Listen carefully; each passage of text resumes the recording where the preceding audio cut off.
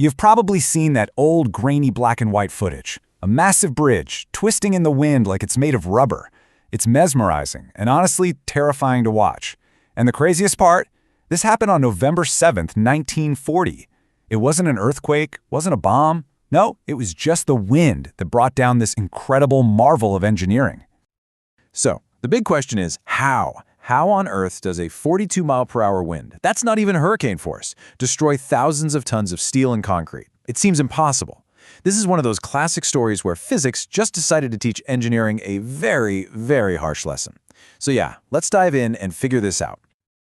All right, so let's just paint the picture. It's November 7th, 1940, over Washington's Puget Sound. We're looking at the third longest suspension bridge in the entire United States. I mean, this thing was a monument to human achievement, a real symbol of progress. But on this one particular day, it became a symbol of, well, something very different.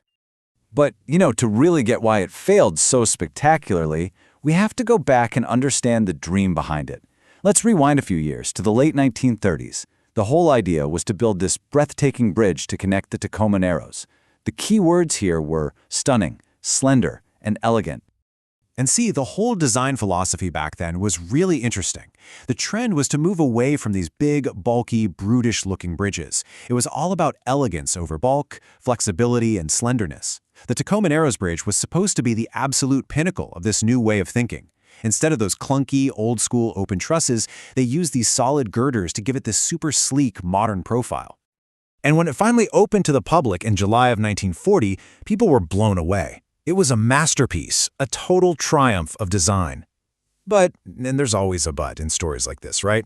Even on day one, people driving across it noticed something was off. Something was a little bit weird. And this is where we get the first major red flag.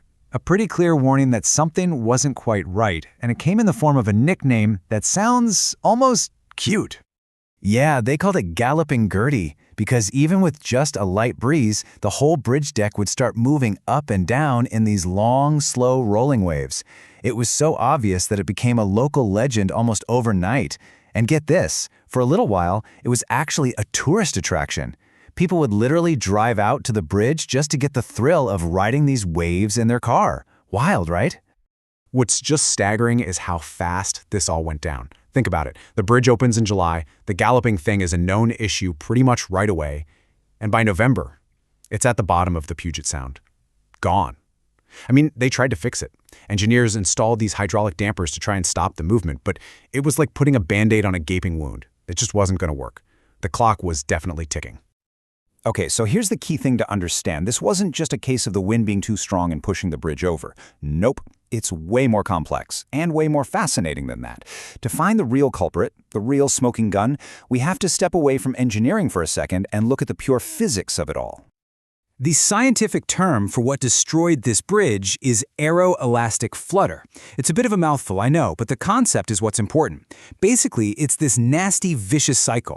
It's a self-feeding vibration where the bridge's own movement actually makes the wind's effect on it even stronger, which makes it move more, and so on. Okay, the easiest way to picture this is to think of a flag flapping in the wind. So here's what happened. A steady wind hits the solid side of the bridge deck, right? This causes it to twist. Just a little bit at first. But that twist creates this little swirl of low-pressure air, called a vortex, that actually pulls the deck further in that direction. Then, as the bridge snaps back the other way, another vortex forms on the other side, pushing it back. Now here's the killer detail.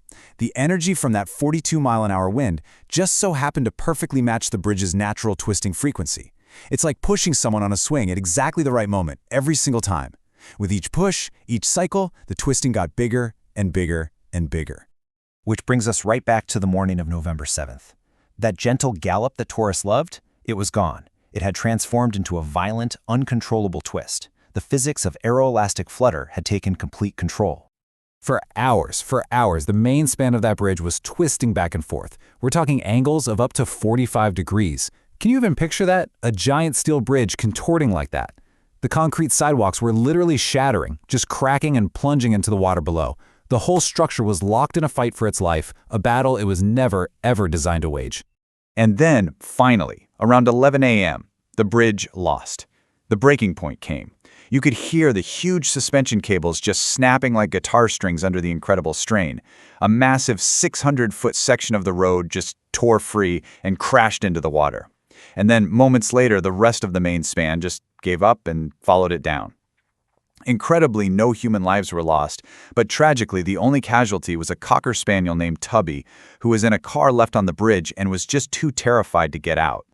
So the failure was total, a complete and utter catastrophe. But the story doesn't end there, not at all. You could argue that the most important part of this entire story is what happened after the collapse, because out of all that twisted steel and wreckage, a powerful legacy was born. So, what exactly did we learn from all this? Well, this single failure completely changed how we build big bridges, forever. That fatal flaw, the solid girders that acted like a giant sail, was replaced. Modern bridges now use open trusses that let the wind blow right through them.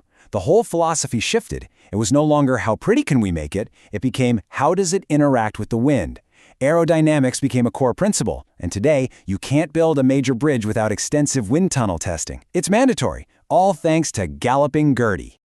And it's important to remember, this wasn't really a story about incompetent engineers. This was a brutal, very public, and absolutely unforgettable lesson taught by the fundamental laws of physics. The Tacoma Narrows Bridge might be the most famous engineering failure in history, but because of that, because the whole world saw it happen, it's the reason every single bridge built since is safer. And that, right there, is the real takeaway, isn't it? It's a powerful reminder that progress, well, it's not always a smooth, straight line up. Sometimes, the only way we make a giant leap forward is after we've failed spectacularly, and we're forced to see with terrifying clarity exactly where we went wrong.